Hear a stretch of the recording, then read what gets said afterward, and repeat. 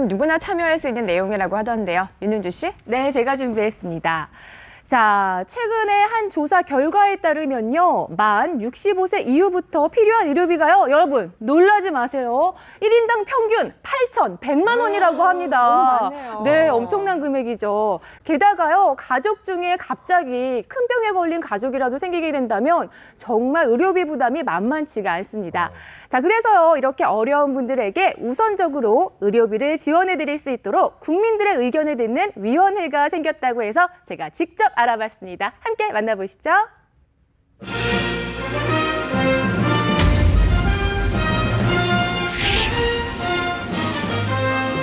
언제까지 의료비로 힘들어 하시겠습니까? 그렇지. 윤주 씨. 네? 어디 가시는 거예요? 국민참여위원 신청하러 가야죠. 국민참여위원 조금 낯설죠? 국민들에게 좀 더 실질적으로 도움이 되는 의료비 지원 정책을 시행하기 위해서 국민들의 의견을 듣고 반영하는 제도인데요. 국민참여위원이 되면 앞으로 어떤 도움을 줄 수 있는지 실제 의료비 지원을 받은 분들을 만나봤습니다.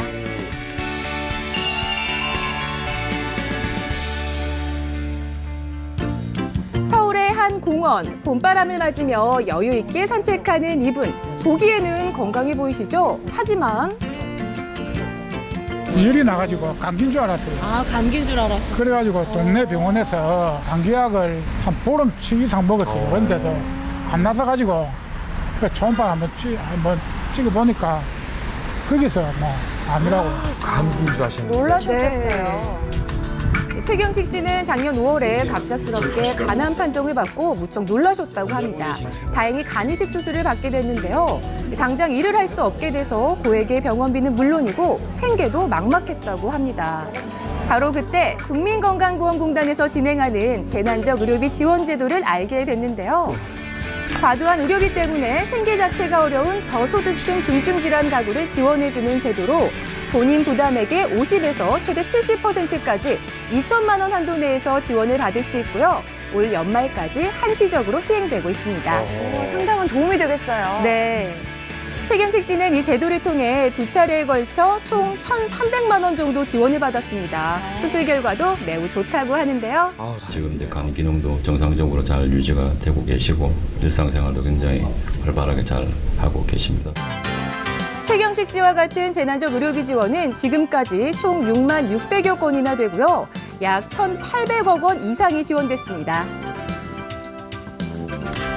입원한 날로부터 퇴원 후 60일 이내 가까운 국민건강보험공단에 신청하시면 되니까요. 도움이 필요하신 분들은 꼭 지원받으시기 바랍니다. 60일 내면 시일도 잘 지켜야겠어요. 네. 자, 이번에는 또 다른 의료비 지원을 받으신 분을 만나봤습니다. 유승준 할머니는 얼마 전 뇌종양 수술을 하셨는데요. 돌봐줄 가족도 없이 혼자 살고 계셔서 누구보다 도움이 필요한 분이셨습니다. 이제 나이가 있고 하니까 너네들이 벌기가 힘들잖아요. 사는 게. 그렇죠. 그러니까는 제일 아프면 돈 문제가 제일 걱정이 되죠. 수술이 필요하다는 걸 알고도 병원비 때문에 몇 차례나 수술을 미루셨다고 합니다.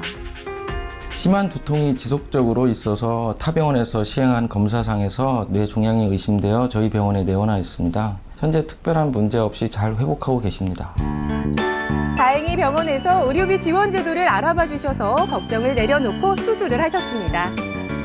수술하거나 이렇게 치료를 받는 이렇게 어르신분들을 위해서 도와주는 제도가 있어요. 치료비는 이 제도로 어머님 도움받을 수 있으실 것 같고. 유승준 할머니는 건강보험 4대 중증질환에 해당되고 현재 기초생활수급자라서 급여 항목은 전액 지원을 받을 수 있었습니다. 다행이네요. 그래서 약 1,000만 원 이상을 지원받게 됐는데요. 하지만 건강보험이 적용되지 않는 비급여 항목이 있습니다. 이 금액이 약 100만 원 정도라고 해요. 네. 할머니 형편에서는 사실 이 금액도 큰 부담인데요. 이것도 긴급복지 의료지원 제도를 통해서 60만 원 정도 추가로 지원을 받게 됐습니다. 실제 할머니께서 부담할 비용은 40만 원 정도입니다. 살고 계신 주민센터나 복지부 콜센터에 상담하시면 도움을 받을 수 있다고 합니다. 누가 도와주셨는지는 아세요? 모르죠. 네, 멋이 주건디 건강하시기만 하면 됩니다. 건강하세요. 하지만 아직 보험 지원이 안 되는 비급여 의료비 때문에 어려운 분들도 많은데요. 어떤 분들에게 우선적으로 의료비 지원이 되면 좋을지 직접 시민들의 목소리를 들어봤습니다. 어려우신 분들, 그다음에 장애인들 분들, 그리고 이제 연로하신 분들, 이런 분들한테 좀 많이 가면 좋겠죠. 우리가 봉사를 해보면 가보면은 돈 없으면 죽는다고 그런 소리를 해요. 그런 노인네들한테 좀 많이 혜택을 가게 해줬으면 좋겠어요. 독거노인들한테. 잘 사는 사람이나 못 사는 사람이나 똑같이 그게 일 적용되니까는 그런 것이 좀 문제점이 있는 거예요. 네, 이처럼 의료비 지원을 필요로 하는 분들은 많지만 현실적으로 예산은 한정되어 있습니다. 자, 그래서 도움이 꼭 필요한 분들에게 의료비를 지원해 줄 수 있도록 국민들의 의견을 들어보는 국민참여위원들을 모집하고 있다고 하는데요. 그럼 어떻게 참여할 수 있는지 좀 더 자세히 살펴보도록 하겠습니다. 궁금해요. 네, 국민참여위원은 만 19세 이상 국민 누구나 참여할 수 있고요. 다음 주 일요일까지 접수하고 있으니까요. 국민들의 건강을 위해 적극적으로 내 의견을 전하고 싶다는 분은 서두르시기 바랍니다. 그렇다면 국민참여위원들의 의견은 어떻게 정책에 반영될까요? 보장성 강화 정책은 5년간 추진할 중기계획을 수립을 하고 이에 따라서 매년 계획을 확정하게 됩니다. 국민참여위원회에서 제안된 정책은 전문가, 이해관계자 등 각계의 논의를 거쳐서 종합적으로 보장성 확대 계획에 반영하게 됩니다. 우리나라 국민의 30%가 병원비 때문에 치료를 포기한다고 하는데요. 국민들의 목소리를 적극적으로 반영해서 많은 분들이 다시 건강을 되찾길 바라겠습니다.